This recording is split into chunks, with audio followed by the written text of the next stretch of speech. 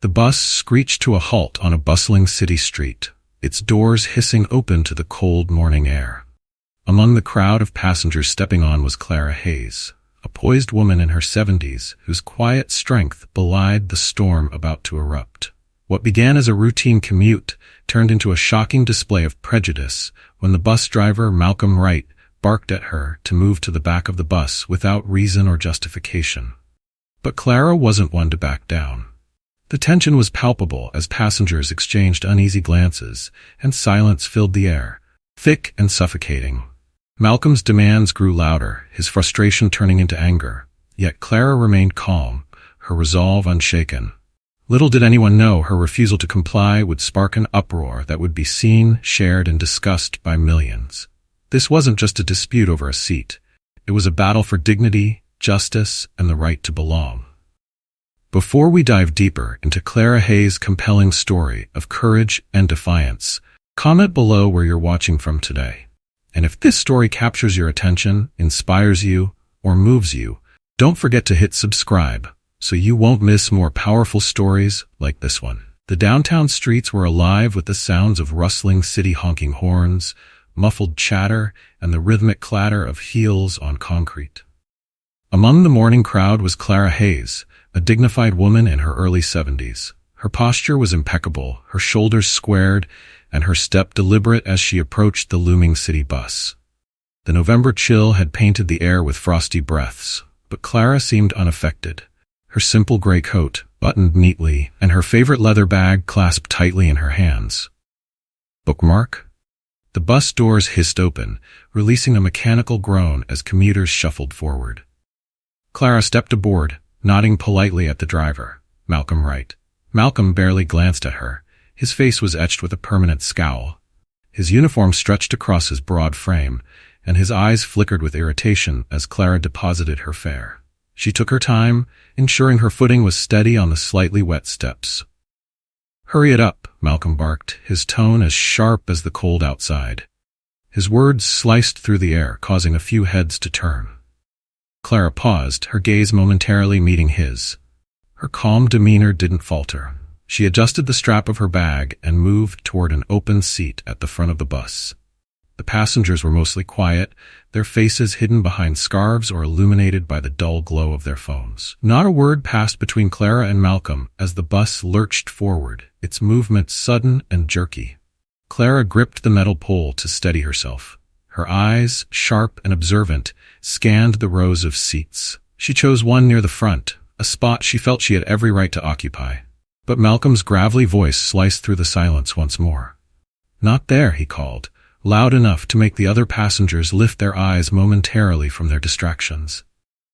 Back of the bus, Clara turned slowly, her gloved hand still resting on the cold silver rail.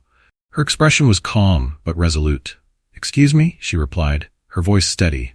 "You heard me," Malcolm snapped, the redness creeping into his face. "Those seats up front? Not for you." Back of the bus. A hush fell over the bus. Passengers exchanged uneasy glances, the tension palpable. A young woman sitting near the window pulled her toddler closer, avoiding eye contact. An older man rustled his newspaper, using its crisp pages as a shield from the escalating confrontation. Clara didn't flinch. Her voice was measured as she replied, "I've paid my fare, just like everyone else. I'll sit where I please." Malcolm slammed the brakes, sending a ripple of movement through the passengers. People grabbed poles and seat backs to keep themselves steady. With a huff, Malcolm stood abruptly, his bulky figure now towering over the rows of seated passengers. His finger jabbed the air toward Clara. "Lady, you either move to the back or you're off this bus." "Your choice," he growled. For a moment, silence enveloped the bus. Clara stood firm, her gaze unwavering. The calm in her voice contrasted sharply with Malcolm's escalating hostility. "I'm not going anywhere." From the middle row, a young man wearing earbuds noticed the commotion. He pulled out his phone, the faint glow of the camera illuminating his hands as he began recording. Murmurs broke out among the passengers, some casting wary glances toward Malcolm while others avoided looking at either of them altogether. "Security," Malcolm grumbled into his radio, his voice crackling through the speaker. "Route 47. Passengers refusing to comply. Need assistance at my location." The weight of his words pressed down on everyone on the bus. Clara remained steadfast, her hand still lightly gripping the rail as the bus idled in the middle of the bustling street.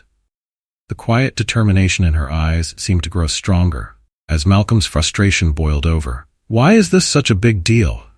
A voice murmured from the back of the bus, barely audible but laced with frustration. Clara turned her head, her voice clear and carrying a conviction that silenced even the faint whispers. "This isn't just about me," she said. "It's about doing what's right." Malcolm scoffed, his irritation mounting.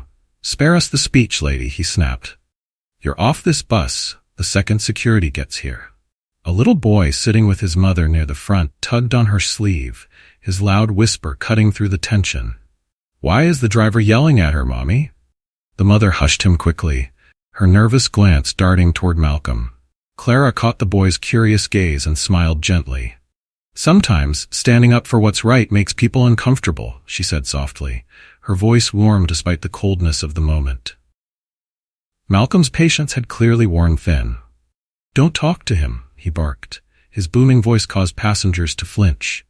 "You're disrupting everyone here. People need to get to work." From his seat, the young man with the phone spoke up for the first time, his voice calm but steady. "You're the one holding us up, man. She's just trying to sit." Malcolm whipped around to glare at him. "Stay out of this. It's not your concern." The young man leaned back, undeterred. "It is now," he said plainly, his phone still capturing the growing tension. Outside the bus, a small crowd began to gather. Pedestrians slowed to watch the scene unfold, their curious murmurs joining the hum of the city. Clara remained where she was, her quiet defiance standing in stark contrast to Malcolm's fury. The battle lines were drawn, and the stage was set for a confrontation that would ripple far beyond this single city bus. The atmosphere on the bus grew heavier with every passing second. Clara Hayes stood her ground, unwavering, while Malcolm Wright paced back to his seat, his face flushed with frustration. He grabbed the radio again, his voice sharp and commanding. "Dispatch, this is Route 47. I've got a situation here. A passenger is refusing to comply. I need security, ASAP." His words crackled through the radio, and the bus remained idle in the middle of the busy street. Outside, cars honked impatiently, and pedestrians craned their necks to see what was causing the delay. Inside the bus, however, a storm of tension swirled. Clara didn't flinch. Her hand lightly rested on the silver pole near her chosen seat, her expression calm yet resolute. The quiet defiance in her posture seemed to speak louder than words, capturing the attention of everyone on board. Near the middle of the bus, the young man with earbuds and a phone continued recording, tilting the device slightly to capture Clara, Malcolm, and the growing crowd outside. His voice broke the silence. "Man, this is ridiculous," he said, loud enough for the entire bus to hear. "She's just sitting there. What's your problem?" Malcolm shot him a fiery glare, his frustration bubbling over. "Stay in your lane, kid. This has nothing to do with you." The young man leaned back in his seat, undeterred. "Seems like it has to do with all of us now. You're stopping the whole bus because you don't like where she's sitting." Murmurs rippled through the passengers. Some nodded in quiet agreement, while others avoided eye contact, their discomfort evident. A teenage girl sitting a few rows ahead of Clara leaned over to whisper to her friend. "I can't believe this is actually happening," she said, her voice barely above a breath. "It's like something from a history book." "Yeah," her friend replied, her eyes darting between Clara and Malcolm. "Except it's happening right now." From the front of the bus, Malcolm stood up again, his towering frame blocking Clara from view. He gestured broadly to the passengers as if pleading for their support. "You see this?" he barked. "I'm trying to do my job and she's making it impossible. People need to get to work and she's the one holding us up." But his words fell flat. Instead of rallying the passengers to his side, his outburst only deepened the uneasy silence. Clara turned her head slightly, her calm gaze sweeping across the rows of hesitant faces. "This isn't just about a seat," she said, her voice steady but carrying a quiet conviction. "It's about what's right. And what he's doing is wrong." The young man with the phone nodded approvingly, his camera still pointed in their direction. "She's got a point," he said, his tone growing bolder. "Why is he even bothering her in the first place?" Malcolm's glare turned sharp as a blade. "Enough," he barked, his voice echoing through the confined space. I've had it with the speeches. Security will deal with this, and then we'll get back on schedule. As if on cue, the faint wail of a siren broke through the sounds of the city outside. The passengers stirred, exchanging uneasy glances as the tension thickened. A young mother near the back of the bus shifted her toddler onto her lap, her brow furrowed with worry. Why doesn't she just move? She murmured to no one in particular, though her words carried enough weight to be heard. This is holding everyone up. Not worth the fight, muttered the man sitting beside her, his tone low but tinged with irritation. Clara turned her head slightly toward them, her eyes soft but resolute. Some fights are worth it, she replied simply. Her voice was calm, but the firmness in her tone was unmistakable. It wasn't just a statement, it was a declaration. The young man with the phone leaned forward in his seat, addressing the other passengers. She's right, he said. Why should she have to move? She's not doing anything wrong. Malcolm shot him a sharp look. I said stay out of this, he snapped, his voice rising with each word. This doesn't concern you. It concerns everyone, the young man retorted, his tone defiant. You're making it everyone's business by stopping the bus. The passengers shifted in their seats, their discomfort giving way to a slow but growing sense of solidarity. From her seat near the middle, the teenage girl who had whispered earlier now spoke loud enough for everyone to hear. This is ridiculous, she said, her voice trembling slightly but resolute. She shouldn't have to move. He's the one causing all the trouble. Malcolm's frustration boiled over, his voice a thunderous roar. You want to get thrown off too? He barked, pointing a finger at the girl. That's enough. A middle-aged man in a suit near the back finally spoke, his voice calm but firm. She hasn't done anything wrong. Let her stay where she is, and we can all get moving. The murmurs of agreement grew louder. Even those who had initially stayed silent now began to nod, their solidarity inching closer to the surface. Malcolm, however, was unrelenting. You people don't get it, he growled, his voice dripping with disdain. Rules are rules. You can't just let anyone sit up here. Clara's voice rang out, clear and cutting. Anyone? She said, her calm tone carrying an edge. Or just people who look like me? The bus fell silent again, her words hanging heavily in the air. Malcolm's face turned a deeper shade of red, but he didn't respond. Outside, the growing crowd pressed closer to the bus, their murmurs of curiosity turning into a faint chant. Let her sit! Let her sit! The young man with the phone turned his camera toward the crowd, capturing the rising wave of voices. You see this? He said, his voice loud enough to carry through the bus. This is bigger than just her. People are watching now. Malcolm gritted his teeth, his hands clenching into fists. The tension on the bus had reached a boiling point, and the faint sound of approaching footsteps signaled the arrival of security. But Clara remained poised, her shoulders straight and her chin held high. Whatever happened next, she was ready. The sound of heavy boots against pavement grew louder, punctuated by the low hum of the bus engine and the muffled chants of the crowd outside. Clara Hayes remained rooted to her spot, her grip steady on the silver rail as two uniformed transit security officers boarded the bus. Their presence, framed by the bright morning sunlight streaming through the open doors, brought an abrupt hush to the murmurs inside. Malcolm Wright shot to his feet, relief and irritation clashing in his expression. Finally, he exclaimed, jabbing a finger toward Clara. She's been refusing to follow the rules, holding up the whole bus. Get her off so we can get moving. The officers exchanged brief glances, their professional demeanor giving little away. The first officer, a man in his 40s with a stocky build, addressed Clara directly.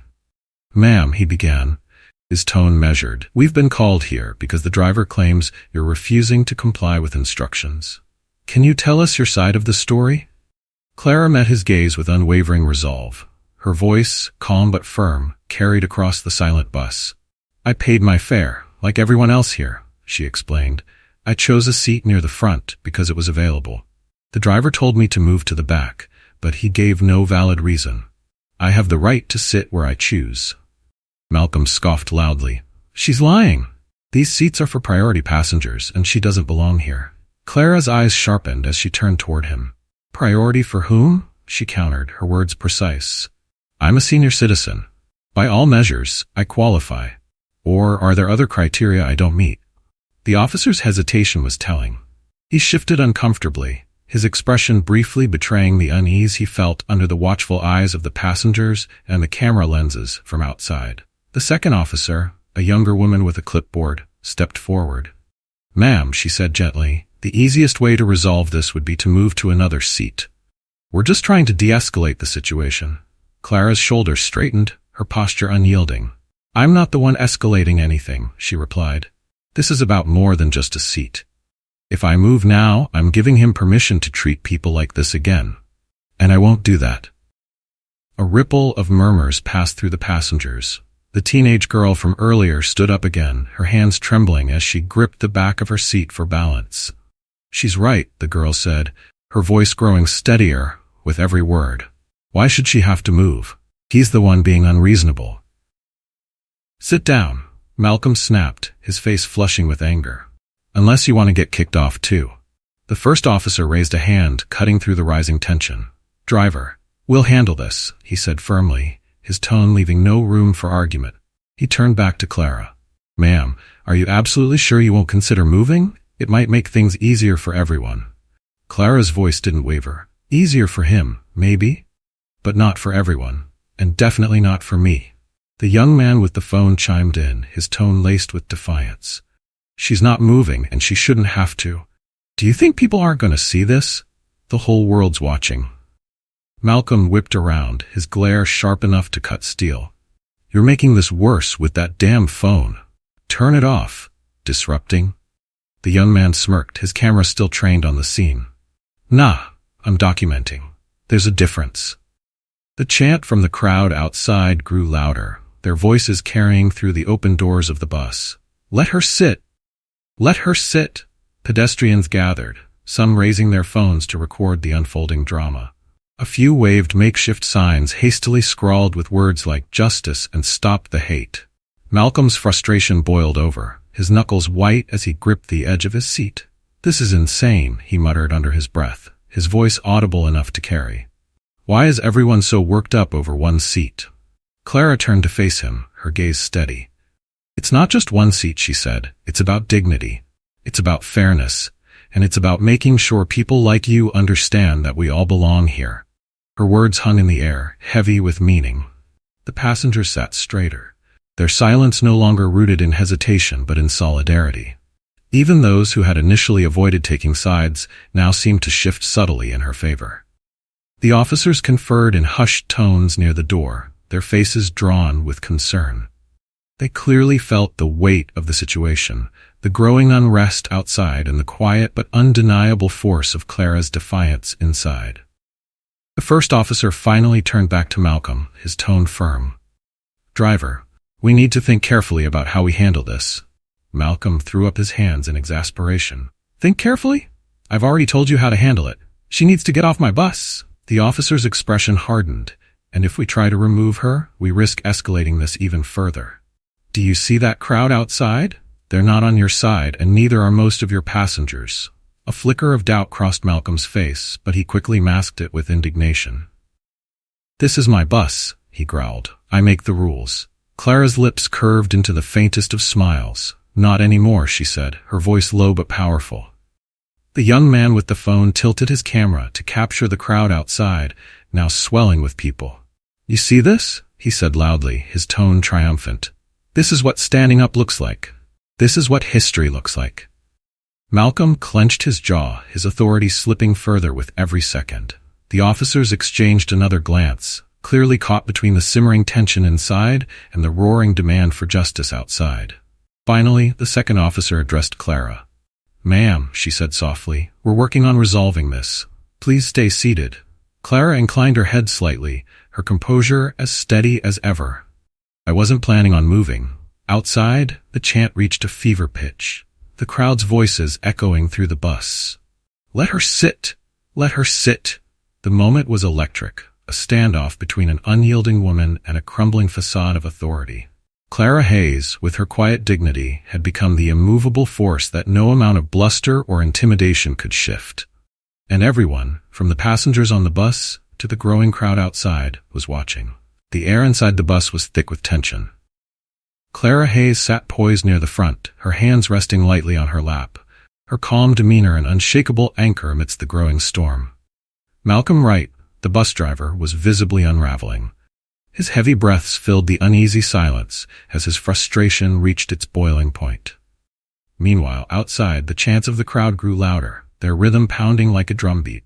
"Let her sit! Let her sit!"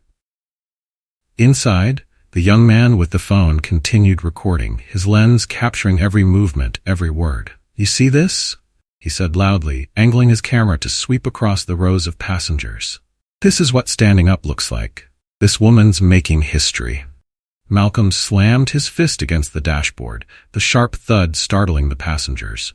"I've had enough of this circus," he roared, turning to face the officers and Clara. "You people want a show? Fine. But no one's going anywhere until she's off my bus." The passengers gasped as Malcolm stood abruptly, his large frame blocking the aisle. His face was crimson, his jaw clenched tight with barely restrained rage. Clara didn't flinch. Her gaze remained steady, her composure unshaken. One of the officers raised a hand in a calming gesture. "Driver," he said firmly, his voice edged with warning, "you need to step back and let us handle this. Escalating the situation won't solve anything." Malcolm ignored him, and his focus was solely on Clara. "You think you're special, don't you?" he spat, his voice dripping with venom. "You think you can just walk on my bus and do whatever you want? Well, I'm done playing nice." He stomped down the aisle, closing the distance between himself and Clara in just a few steps. The passengers recoiled, their murmurs growing louder as the young man with the phone stood up. His camera trained squarely on Malcolm. "What are you doing?" the young man called out, his voice cutting through the rising noise. "You can't touch her." The teenage girl near the front stood as well, her hands gripping the seat for balance. "Leave her alone," she cried, her voice trembling but filled with conviction. "You can't do that." Malcolm didn't listen. His rage consumed him, blinding him to the rising opposition around him. "You've got two choices," he snarled at Clara, his face just inches from hers. "Get off my bus, or I'll make you." Clara met his glare with unwavering calm. "You touch me," she said, her voice steady but firm, "and you'll regret it." The threat didn't deter him. Malcolm's hand shot out, grabbing Clara's arm and yanking her roughly from her seat. The passengers erupted in protest, several leaping to their feet. "That's assault!" shouted the young man with the phone, stepping forward to intervene. "Let her go." Malcolm shoved him back with his free hand, sending the young man stumbling into a seat. The teenager screamed, and another passenger shouted, "Stop him! Someone stop him!" Clara winced as Malcolm's grip tightened, but her voice remained calm. "You're not above the law," she said. "No matter what you think." The bus doors slammed open with a hiss, and the two officers charged back inside. The first officer's voice boomed like a thunderclap. "Let her go! Right now!" Malcolm froze, his head whipping around to face the officers. His expression flickered with defiance, but the sharp edge in their voices gave him pause. "She's disrupting my bus," he muttered, his grip still on Clara's arm. "I'm just doing my job." "That's not your job," the second officer snapped, stepping forward with one hand hovering near her belt. "And if you don't let her go this second, you'll be leaving this bus in handcuffs." For a moment, it seemed as if Malcolm might resist. His jaw tightened, his knuckles whitening around Clara's arm. But the weight of the officer's authority and the sea of passengers watching with cameras raised was too much. With a grunt of frustration, he released her and stepped back. Clara settled back into her seat, smoothing the sleeve of her coat. Her composure, though shaken, remained intact. The first officer approached her, his voice softening. "Ma'am, are you all right?" "I'm fine," Clara replied, her voice steady. But her gaze never left Malcolm. "He isn't." The second officer stepped forward, her handcuffs glinting in the light. "Driver," she said firmly, "you're under arrest for assault. Turn around and put your hands behind your back." "What?" Malcolm roared, his voice echoing through the bus. "You can't be serious. I'm the one in charge here." "Not anymore," the officer replied coldly. She grabbed his arm and spun him around, locking the cuffs into place. Malcolm struggled, his protests growing louder. "This is ridiculous. She'll regret this. You'll all regret this." Clara finally broke her silence, her voice calm but cutting. "The only one with regrets here will be you." The passengers erupted into applause as Malcolm was marched down the aisle, his protests drowned out by the chants from the crowd outside. "Let her sit! "Let her sit!" The voices grew louder as Malcolm was led down the bus steps and into the waiting arms of the police.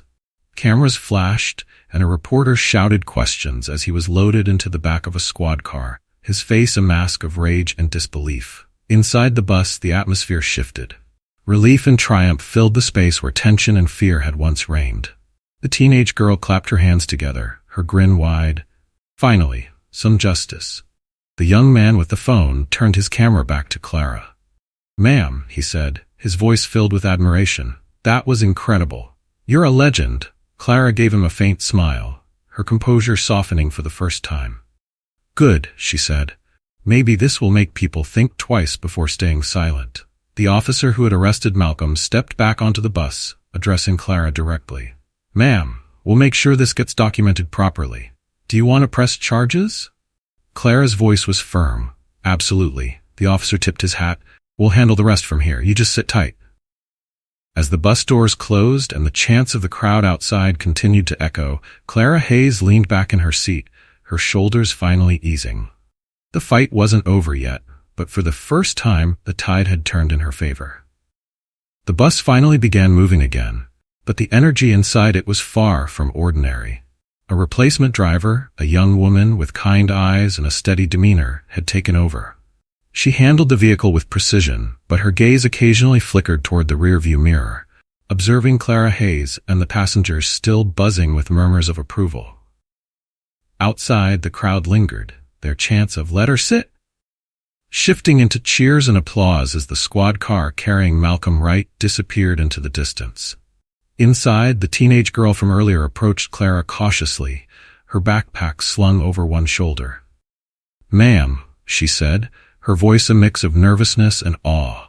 "I just wanted to say you were amazing back there. The way you stood your ground, I've never seen anything like it." Clara offered her a faint smile, her hand brushing the sleeve Malcolm had grabbed moments earlier. "Thank you," she replied. "But I didn't do it for applause. I did it because it was the right thing to do." The girl nodded, her admiration undiminished. "Still, you didn't back down. That takes courage." Nearby, the young man with the phone had taken a seat but kept his camera on, documenting the aftermath. He angled the screen toward Clara and spoke with genuine curiosity. "Ma'am, how did you stay so calm through all of that? Most people would have folded under that kind of pressure." Clara glanced at him, her expression thoughtful. "You learn to be calm when the stakes are high," she said. "And you learn that some things are worth fighting for, no matter how hard it gets." Her words seemed to resonate with the passengers. A man in a suit, who had stayed silent throughout most of the ordeal, leaned forward in his seat. "You know," he said, his voice carrying the weight of reflection, "I didn't speak up earlier because I thought it wasn't my place. But watching you, it reminded me that staying silent makes us complicit." Clara met his gaze and gave a small nod. "It's never easy to stand up, especially when fear takes over. But every voice matters, whether it's loud or soft." The man nodded in agreement, his expression solemn. Across the aisle, a young mother holding her toddler chimed in. "I'm sorry too," she admitted, her voice tinged with guilt. "I didn't say anything because I didn't want to make things worse. But you made me realize how important it is to speak up." Clara offered her a kind smile. "It's never too late to do the right thing," she said gently. "Next time, you'll know what to do." The bus hummed along, the replacement driver expertly navigating the traffic. Outside the windows, remnants of the earlier crowd waved makeshift signs that read, "Justice for all," and "Stand up. Speak out." Their faces were filled with a mix of hope and determination. The young man with the phone leaned forward, his camera now lowered for the first time since the incident began. "Your video is already going viral," he said, glancing at his screen. "Thousands of views in minutes. People are sharing it everywhere." Clara raised an eyebrow, her expression neutral. "Good," she said simply. "Maybe the truth will reach people who need to see it." The teenage girl perked up at the mention of the video. "Do you think it'll make a difference?" she asked, her tone both hopeful and hesitant. Clara's lips tightened briefly before she answered. "It's a start," she said. "Change doesn't come overnight, but it comes when people see the truth and refuse to ignore it." As the bus approached the next stop, a handful of passengers disembarked, but not before exchanging quiet glances with Clara. Some offered her words of gratitude or subtle nods of respect. It was clear that her actions had left an impression on everyone aboard. The young man resumed filming, this time panning his camera across the remaining passengers. "Y'all remember this moment," he said, his voice rising slightly. "This is what standing up looks like. What courage looks like. Don't forget her face because she just made history." Clara chuckled softly, shaking her head. "I'm just one person," she said. "History isn't made by one act, it's made by many." The man grinned. "Maybe. But you're the spark that lit the fire." The teenage girl nodded fervently. "Yeah, you are. And I bet everyone who sees that video will feel the same way." At the next intersection, the bus paused momentarily to let a few pedestrians cross. Among them was a woman holding a handwritten sign that read, "Clara Hayes, a hero." She waved it toward the bus, drawing cheers from the passengers who saw it. Clara's gaze softened, and she raised a hand in acknowledgement, her gesture subtle but powerful. The replacement driver glanced over her shoulder, her voice calm but carrying a note of admiration. "Ma'am, I just want to say thank you. What you did today wasn't just for you, it was for all of us." Clara nodded slowly, her composure unwavering. "Sometimes, standing up is the only way forward," she replied, "even when it's uncomfortable." The driver smiled and returned her focus to the road as the bus continued its route. The passengers, emboldened by Clara's quiet strength, began engaging in deeper conversations. Some discussed the injustice they had witnessed, while others shared their own stories of standing up to prejudice or fear. The young mother, cradling her child, leaned forward to address Clara again. "You know," she said, her voice softer now, "I think my son will remember this day. And when he's old enough, I'll tell him about you." Clara's expression softened, a faint smile tugging at her lips. "Then it will all be worth it," she said. As the bus rolled onward, the collective energy of the passengers shifted. What had begun as a tense and divided space now felt unified, connected by a shared experience. Clara's resolve had sparked something greater than herself, a sense of solidarity, hope, and of possibility. Bookmark. The journey wasn't over, but the road ahead suddenly seemed a little brighter. As the bus continued its route, the morning sun climbed higher, casting a warm glow over the city streets. Inside, however, the atmosphere was electric, charged with a sense of triumph mixed with lingering tension. Clara Hayes remained seated near the front, her posture as steady as her resolve, while the passengers who stayed on exchanged hushed conversations. The young man with the phone had turned his attention toward the crowd outside, capturing their cheers and waving signs as the bus rolled past. The chants from the street still echoed faintly, "Justice for Clara, stand up, speak out." Their rhythm carried a momentum that felt unstoppable, drawing the attention of passers-by who stopped to watch or join in. The replacement driver's voice broke the quiet hum inside the bus. "Next stop," she announced, her tone firm yet kind, "Lincoln and Fifth." At the stop, more passengers boarded, some clutching phones with open social media feeds, their faces a mix of surprise and recognition as they glanced at Clara. A middle-aged man in a casual jacket paused near her seat. "Excuse me," he said, his voice hesitant but earnest. "Are you the woman from the video? The one everyone's talking about?" Clara met his gaze with a calm expression. "If you mean the one who didn't move? Then yes," she replied. The man nodded, his respect evident. "Good for you," he said simply before moving to an empty seat. Similar exchanges began to ripple through the bus as more passengers noticed her. Whispers spread, carrying words like brave, hero, and inspiring. Back near the middle of the bus, the teenage girl who had supported Clara earlier was still seated with her backpack clutched tightly. She glanced at the young man with the phone, curiosity lighting her face. "Do you think they'll fire him?" she asked in a low voice, referring to Malcolm Wright. The young man shrugged, his focus still on his recording.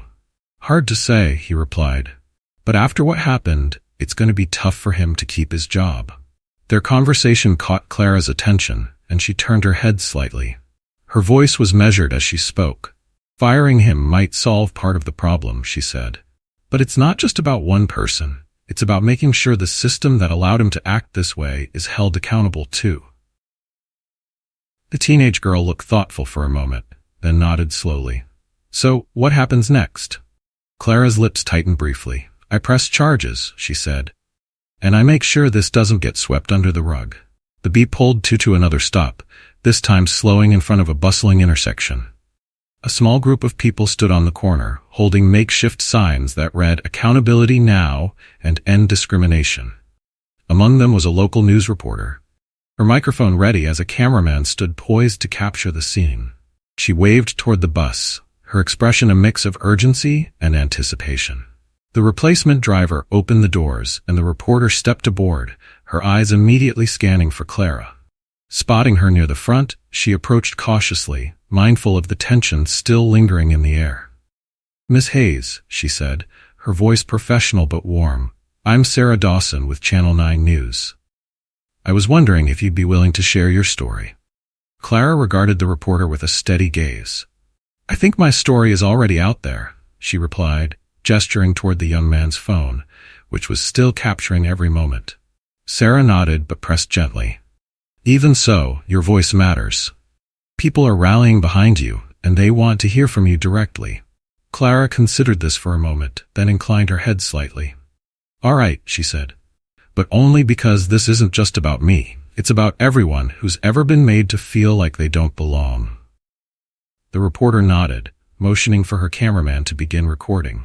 As the camera's red light blinked to life, the reporter asked, "Miss Hayes, what made you decide to stand your ground today?" "Bookmark." Clara's expression didn't waver. "Because it was the right thing to do," she said simply. "Sometimes you have to stand up, not just for yourself, but for what's right. If I'd stayed silent or moved, I'd be saying it was okay for someone to treat me or anyone else that way. And it's not." The passengers around her listened intently, their expressions ranging from admiration to quiet reflection. The reporter continued, "What do you hope will come from this? What message do you want people to take away?" Clara's voice grew firmer, her resolve clear. "That change starts when people refuse to stay silent. It starts with one voice, but it takes many to make a difference. I hope people who see this understand that." As the reporter asked her final question, a notification pinged from the young man's phone. He glanced at the screen, his eyebrows shooting up. "Miss Hayes," he interrupted, "your video just hit 1 million views." A collective gasp rippled through the passengers. Even Clara looked surprised, though she quickly composed herself. "Well," she said with a faint smile, "it seems people are paying attention." The reporter glanced at her cameraman, then back at Clara. "This is just the beginning," she said. "Your story has struck a chord. Don't be surprised if it sparks something bigger." As the reporter and her cameraman exited at the next stop, the mood inside the bus began to shift again. The weight of the morning's events still lingered, but it was now mixed with a sense of hope. Clara had taken a stand, and the world was beginning to listen. By the time the bus reached its final stop, Clara stood to leave. The passengers who remained watched her with a mix of admiration and respect. As she stepped off, she turned to the replacement driver, her voice soft but resolute. "Thank you for taking over." The driver smiled. "No, Miss Hayes," she said. "Thank you for standing up." Outside, the group of protesters had grown, their chants echoing down the street. Cameras flashed, and microphones were thrust toward Clara as she descended the steps. She didn't stop to address them, instead offering a small wave before disappearing into the crowd. For Clara Hayes, this was just the beginning. The fight was far from over, but with every voice that joined hers, the tide continued to turn. The morning after the incident on the bus, Clara Hayes sat in her modest living room, her phone buzzing incessantly on the coffee table.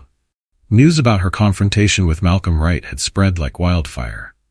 The young man's video, now viral, had been shared across countless platforms, racking up millions of views and drawing widespread attention.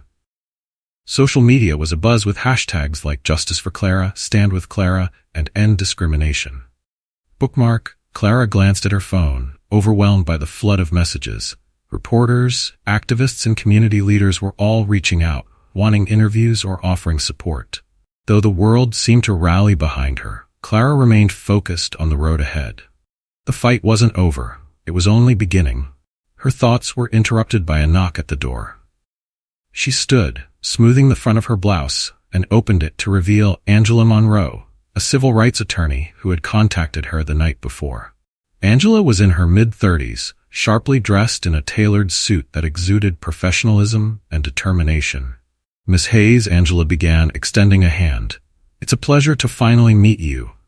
Thank you for agreeing to talk." Clara shook her hand firmly. "Thank you for reaching out. Please come in."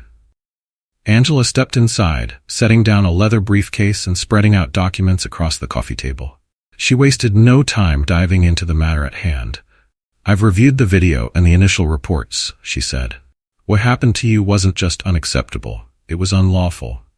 We're not just going to hold Malcolm Wright accountable. We're going to address the systemic issues that allowed his behavior to go unchecked." Clara's expression remained calm, but her eyes revealed a flicker of determination. "You believe we can win?"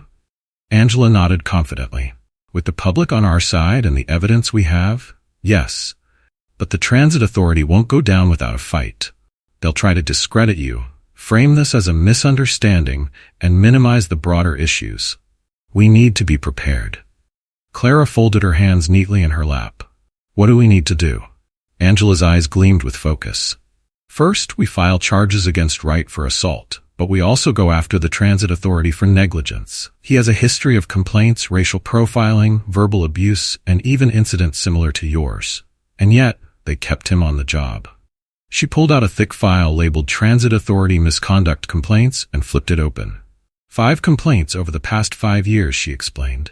3 of them explicitly cite racial discrimination, but every time, the cases were quietly closed with no meaningful consequences. Clara's lips tightened. They protected him. Angela nodded.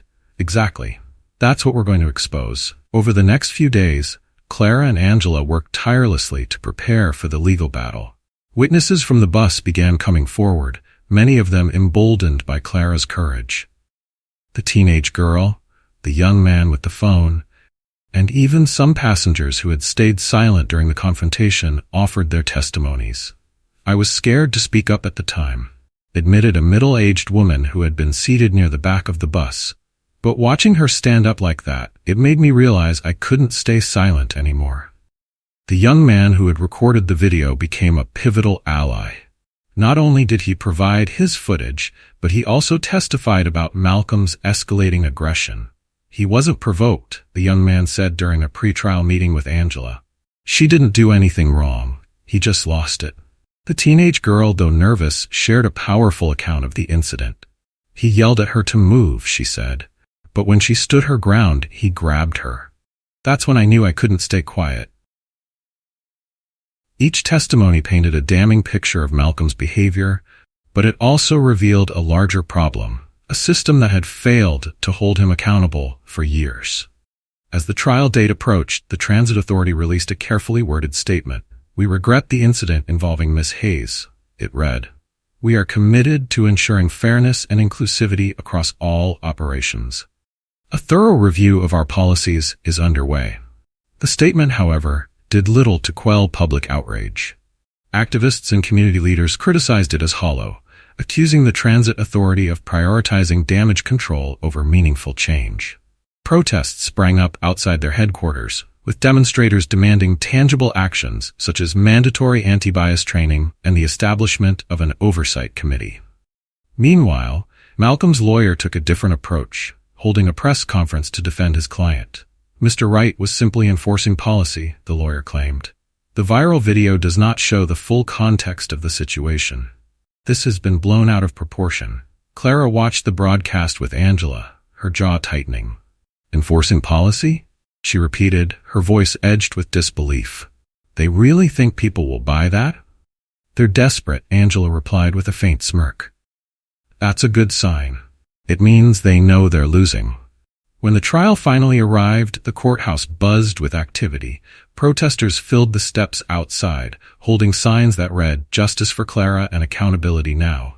Reporters swarmed the entrance, cameras flashing as Clara arrived with Angela by her side. Clara held her head high as she walked up the steps, her composure commanding respect. The courtroom itself was packed, every seat occupied by reporters, activists, and community members eager to witness the proceedings. Malcolm Wright sat at the defendant's table, his expression a mixture of defiance and discomfort. His lawyer whispered something to him, but he didn't respond, his gaze fixed firmly ahead. Angela's opening statement was clear and powerful. Addressing the jury, she said, "This case isn't just about an assault on a city bus. It's about a pattern of discrimination that has been allowed to fester unchecked." Hayes stood up not only for herself, but for everyone who has been silenced by injustice. "Today, we ask you to hold Mr. Wright and the Transit Authority accountable." Clara watched as Angela presented the evidence piece by piece. The video footage played on a large screen, capturing every moment of the confrontation in vivid detail. Gasps filled the courtroom as Malcolm's actions were laid bare, his aggression undeniable. Witness after witness took the stand, recounting the events of that day with clarity and conviction. Their testimonies reinforced the truth. Clara Hayes had been targeted unfairly, and Malcolm Wright's behavior was not an isolated incident. The Transit Authority's representative attempted to downplay their responsibility, but Angela's cross-examination was relentless. If Mr. Wright received sensitivity training after his third misconduct complaint, she asked, why was he allowed to continue driving despite repeated complaints of discrimination? The representative hesitated. "We followed policy," they stammered. Angela's voice sharpened. "And yet, those policies allowed a man with a history of complaints to remain in a position of power. Is that what you call accountability?" By the end of the day, the tide of the trial was shifting. Clara could feel it. The truth was emerging, piece by piece, and justice felt closer than ever. The courtroom was silent as Clara Hayes sat at the plaintiff's table, her hands resting firmly on her lap. Across the room, Malcolm Wright adjusted his tie nervously, his earlier defiance replaced by visible discomfort. The weight of the trial had shifted heavily against him, and every piece of evidence presented by Angela Monroe, Clara's attorney, had chipped away at his defense. Angela rose to deliver her next argument, her presence commanding yet calm. "Your Honor," she began, turning to the judge and jury, "we've heard from witnesses who were there that day. We've seen the video that shows exactly what happened. But what this case is truly about is a system that allowed Malcolm Wright to believe he could act this way without consequence." She gestured toward Malcolm, whose face darkened with indignation. The defendant did not act in isolation. He is a symptom of a larger problem that the Transit Authority has ignored for years. Today, we are here to ensure not just justice for Ms. Hayes, but accountability for everyone who enabled this behavior. The judge nodded, her expression impassive but attentive. "Proceed." Angela called her next witness to the representative from the Transit Authority. The woman was well-dressed, her composure tightly controlled as she took the oath and sat down. Angela's tone remained professional but firm as she began her questioning. "Ms. Daniels," Angela said, addressing the representative, "can you confirm that Mr. Wright had been the subject of multiple complaints before the incident involving Ms. Hayes?" Daniels hesitated, her gaze briefly flickering toward Malcolm before she answered. "Yes, there were complaints." Angela nodded, flipping through a file. 5 complaints over the past 5 years, to be exact. 3 of those explicitly cited racial discrimination. Is that correct? Daniels shifted uncomfortably in her seat. "Yes, that is correct." And yet, Angela continued, her voice sharpening slightly. "Despite these complaints, Mr. Wright remained in his position." "Why?" Daniels cleared her throat. "Each complaint was investigated and appropriate measures were taken." Angela cut her off, her tone cold but precise. "Appropriate measures? Such as?" "Wright was required to attend sensitivity training," Daniels replied, her voice faltering. Angela raised an eyebrow. "Sensitivity training. And yet, he continued to receive complaints afterward. Doesn't that suggest that your measures were inadequate?" Daniels opened her mouth to respond, but hesitated, visibly struggling to find the right words. Angela seized the moment, turning to the jury. "This is what we're dealing with, a system that claims to hold people accountable, but consistently fails to act. How many chances does someone like Mr. Wright get before their actions have real consequences?" The courtroom buzzed with quiet murmurs, the jury exchanging glances as Angela turned to her seat. Daniels looked visibly shaken as she left the stand, her confidence unraveling under the weight of Angela's questions. The defense tried to mount a counter-argument, calling Malcolm to the stand. He looked uncomfortable as he rose and approached the witness stand, his every movement heavy with reluctance. His lawyer began with a series of rehearsed questions designed to frame his actions in a sympathetic light. "Mr. Wright," the lawyer began, "can you explain your perspective on the events of that day?" Malcolm cleared his throat, his voice shaky. "I was just trying to do my job. The front seats are priority seats, and I was enforcing that rule." The lawyer nodded. "And when Miss Hayes refused to comply, what did you do?" "I asked her multiple times to move," Malcolm replied, his tone defensive. "She wouldn't listen, and it caused a disruption. I didn't mean for things to escalate the way they did." Angela's expression didn't waver as she listened. When it was her turn for cross-examination, she approached the stand with deliberate calm. "Mr. Wright," she began, her voice measured, "you claim you were enforcing policy. Is that correct?" "Yes," Malcolm said quickly. Angela nodded, and yet Miss Hayes was seated quietly, posing no threat or disruption until you decided to confront her. "How do you justify grabbing her arm and forcibly removing her from her seat?" Malcolm shifted uncomfortably. I lost my temper," he admitted, his voice barely above a whisper. Angela leaned in slightly, her gaze piercing. "So it wasn't about policy, was it? It was about your inability to handle a passenger who dared to stand up to you." "That's not true," Malcolm snapped, his voice rising. The judge immediately intervened. "Order in the court," she commanded, her gavel striking sharply. Angela stepped back, her expression calm and composed. "No further questions, Your Honor." As Malcolm returned to his seat, his earlier bravado was gone. The jury's expressions had hardened, their skepticism unmistakable. Angela had dismantled his defense piece by piece, leaving little room for doubt. The final day of the trial arrived with closing arguments. Angela stood before the jury, her voice steady but filled with conviction. "Ladies and gentlemen," she began, "this case is about more than one man's actions. It's about a system that failed to hold him accountable." Miss Hayes stood up that day, not just for herself but for everyone who has ever been told they don't belong. Today, you have the power to send a message that discrimination and abuse of power will no longer be tolerated. She turned toward Clara, her voice softening. Miss Hayes could have stayed silent. She could have moved to the back of the bus and avoided all of this. But she chose courage over comfort, and for that, she deserves justice.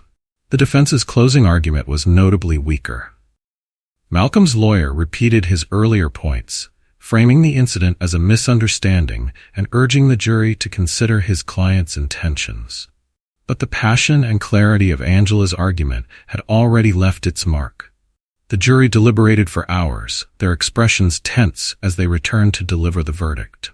The foreperson stood, her voice steady as she read aloud. "In the matter of Hayes versus Wright and the Transit Authority, we find the defendant Malcolm Wright guilty of assault and misconduct. We also find the Transit Authority liable for negligence in addressing repeated complaints against Mr. Wright." A wave of emotion swept through the courtroom. Clara closed her eyes briefly, a mixture of relief and quiet triumph washing over her. Angela placed a reassuring hand on her shoulder, whispering, "We did it." Outside, the crowd erupted into cheers as news of the verdict spread. Protesters held their signs high, chanting Clara's name. Reporters swarmed the courthouse steps, their cameras flashing as Clara emerged with Angela by her side. "Miss Hayes," one reporter called out, "how do you feel about the verdict?" Clara paused, her voice steady but filled with emotion. "I feel grateful," she said. "Not just for myself but for everyone who stood with me. This isn't just my victory, it's ours. And it shows that standing up for what's right can make a difference." The crowd cheered louder, their voices echoing through the streets. Clara raised her hand in a quiet wave, knowing that while the fight wasn't over, this was a moment worth celebrating. In the weeks following the trial, the aftermath of the verdict rippled across the city. Clara Hayes became a name synonymous with courage and resilience, her story sparking conversations about justice and accountability far beyond the walls of the courtroom. The video of her stand against Malcolm Wright continued to circulate online, amassing millions of views and igniting debates about systemic discrimination in public services. For Malcolm, the consequences were swift and unforgiving. Sentenced to community service and mandatory anger management classes, his once steady career as a bus driver came to an unceremonious end. His termination from the transit authority was announced alongside public condemnation of his actions. Mr. Wright's behavior does not reflect the values of our organization, the transit authority's spokesperson said in a statement. We are committed to ensuring that incidents like this never happen again. But for many, the statement felt insufficient. The protests that had begun on the courthouse steps grew into a larger movement, calling for broader reforms within the transit system. Demonstrators demanded changes that went beyond public apologies, anti-bias training for all employees, the establishment of an independent oversight committee, and transparent accountability measures for misconduct. Clara, though hesitant to embrace the sudden spotlight, understood the importance of her voice. She spoke at community forums, schools, and public gatherings, sharing her story not as a tale of heroism but as a testament to the power of standing firm in the face of injustice. During one such event at a local community center, Clara stood before a packed room, her voice calm but resolute. I didn't stand up that day to make history, she said. I stood up because I was tired of being told I didn't belong, tired of watching others be silenced, and tired of letting fear dictate what's right. The audience listened intently, many nodding in agreement. A young woman in the front row raised her hand to ask a question. Miss Hayes, she began, how did you find the strength to keep going when so many people might have just given up? Clara paused, her gaze sweeping across the room. The strength didn't come from me alone, she replied. It came from knowing that what I was standing for was bigger than myself. And it came from people like all of you, those who spoke up, those who supported me, and those who refused to stay silent. Her words were met with applause, a wave of shared conviction passing through the crowd. As the event concluded, several attendees approached her to share their own experiences, their voices emboldened by Clara's example. Meanwhile, the transit authority faced mounting pressure to enact the changes the community demanded. Activists and local leaders continued to push for reforms, leveraging the momentum created by Clara's case. Within a month of the trial's conclusion, the transit authority announced a sweeping plan for restructuring, including mandatory anti-bias training. All employees, from drivers to management, would undergo regular training designed to address unconscious bias and promote inclusivity. Independent Oversight Committee, a panel of community members and legal experts, would review complaints of misconduct, ensuring transparency and accountability. Stronger disciplinary measures. Clear protocols would be established for handling complaints, with immediate consequences for repeated violations. The announcement was met with cautious optimism. While many viewed the changes as a step in the right direction, others emphasized the need for continued vigilance to ensure the promises were upheld. Clara, for her part, remained steadfast in her commitment to advocacy. Though the trial had concluded, she viewed it as just one chapter in a much longer fight for equality and justice. Invitations to speak at events poured in, and while she declined many, she accepted those that aligned with her mission. One evening, Clara sat on her porch, the cool breeze carrying the scent of autumn leaves. Her phone buzzed with a message from Angela Monroe. We did it. Thank you for trusting me. Clara smiled softly as she read the words, her heart swelling with gratitude. Though the journey had been long and arduous, it had also been profoundly rewarding. Her thoughts were interrupted by the sound of footsteps. She looked up to see the young man who had recorded the viral video approaching with a small group of neighborhood kids in tow. Miss Hayes, he called out, a grin lighting up his face. We just wanted to check on our local hero. Clara chuckled, gesturing for them to join her on the porch. I'm no hero, she said as they gathered around. I just did what anyone should do. The young man shook his head.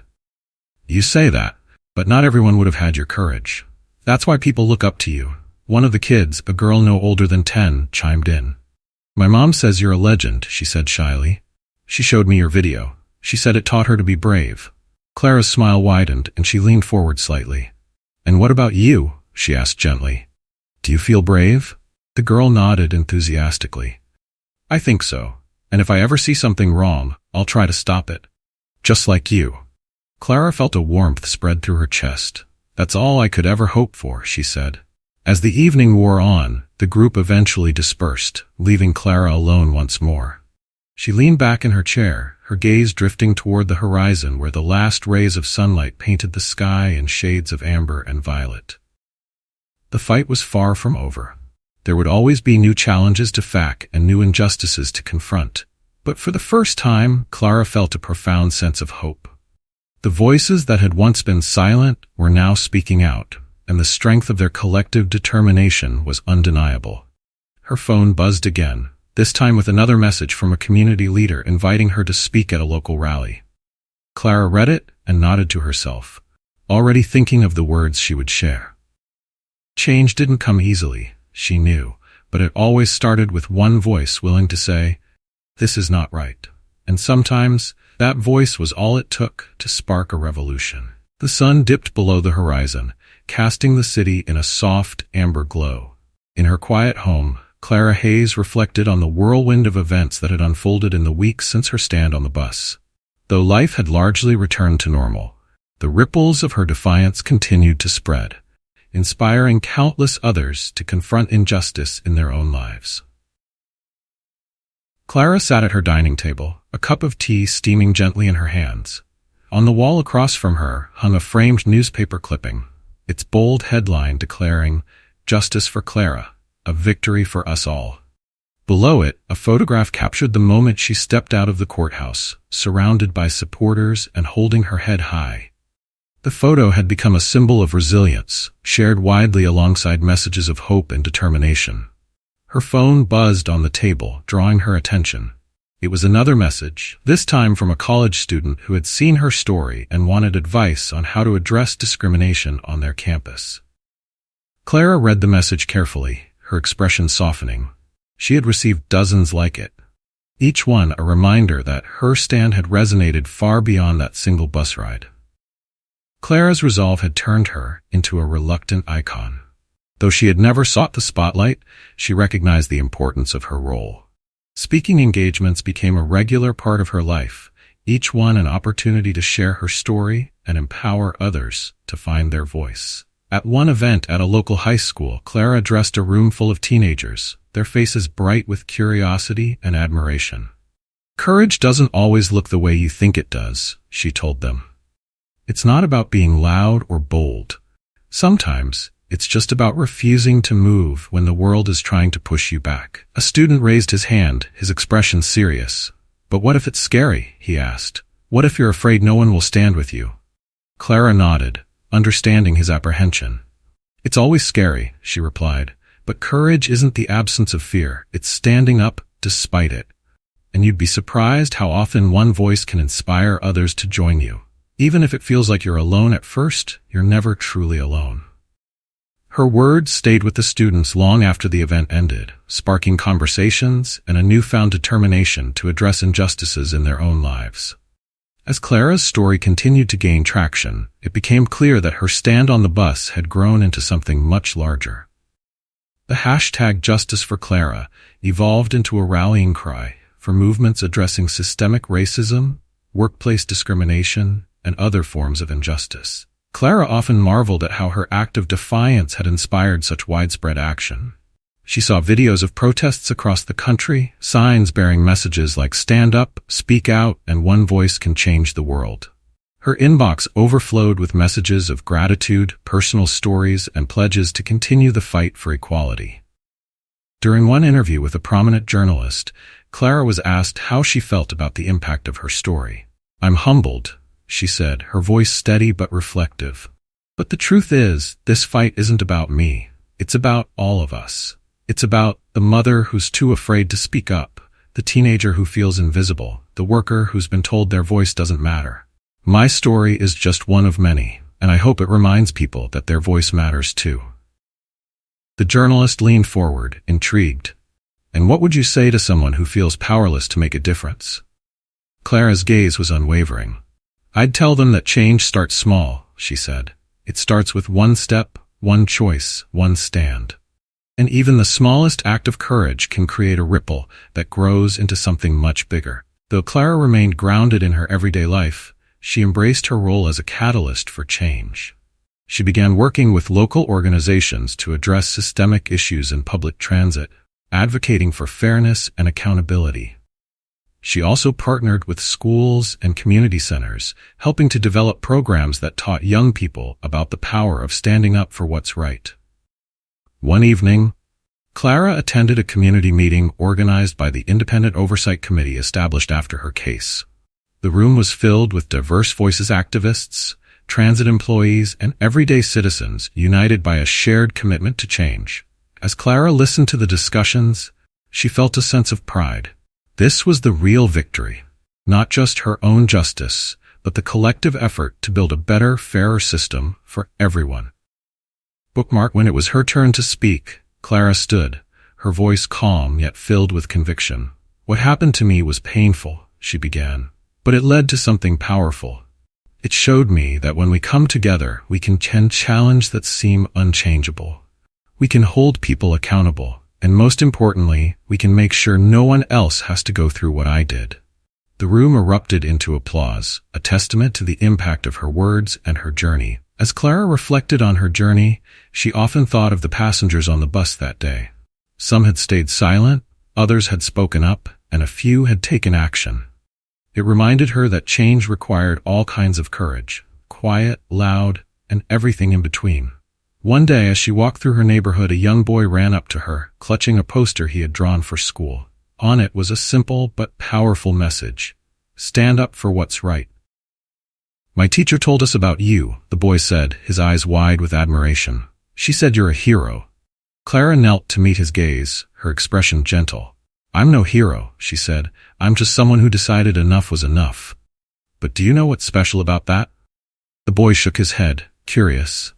"Anyone can do it," Clara said, her smile warm. "Even you." The boy grinned, his excitement contagious. "I'll try." As Clara watched him run off, she felt a profound sense of hope. The fight for justice was far from over, but it was in good hands. The next generation was ready to carry the torch, and she knew they would burn brighter than ever. Clara's story wasn't just about one woman's defiance. It was about the collective power of people willing to stand up, speak out, and demand better. It was a reminder that courage comes in many forms, and that every voice matters in the fight for equality and justice. As Clara often said in her speeches, change doesn't happen because of one moment or one person. It happens when we all decide to stop staying silent. And with her quiet strength, Clara Hayes had shown the world just how powerful that decision could be. The story of Clara Hayes reminds us of the power of standing firm in the face of adversity. What began as a single act of defiance on a crowded city bus grew into a movement that demanded accountability and inspired countless others to find their courage. Her calm determination highlighted the importance of not just speaking out against injustice, but also recognizing the systems that perpetuate it and working to dismantle them. Bookmark. The video of Clara's confrontation went beyond documenting an incident and became a beacon of hope and a catalyst for change. It showed how one voice, when joined by others, can challenge long-standing prejudice and create a ripple effect of transformation. Clara's quiet strength proved that even in moments of fear and uncertainty, courage can prevail. Her story is a testament to the resilience of the human spirit and the impact of collective action. From the passengers on the bus to the growing crowd outside and eventually the courtroom, her journey was shaped by the solidarity of those who chose to stand with her. It's a lesson that change doesn't happen in isolation. It's a result of shared conviction and the willingness to act. For every viewer of this story, Clara's message is clear. Injustice thrives in silence, but courage can inspire others to speak out. Her stand wasn't just for herself. It's for everyone who has ever been made to feel small, voiceless, or unwelcome. If this story moves you, we want to hear your thoughts. Was it inspiring? If you thought the story was good, comment with a 1. If you thought it was amazing, comment with a 2. Share your own stories of standing up for what's right in the comments below. Let's keep the conversation going and learn from one another. Don't forget to subscribe to our channel so you won't miss more powerful stories like this one. Your voice matters, and we'd love to hear how this story resonated with you. Tell us what you think and how you're inspired to take a stand in your own life.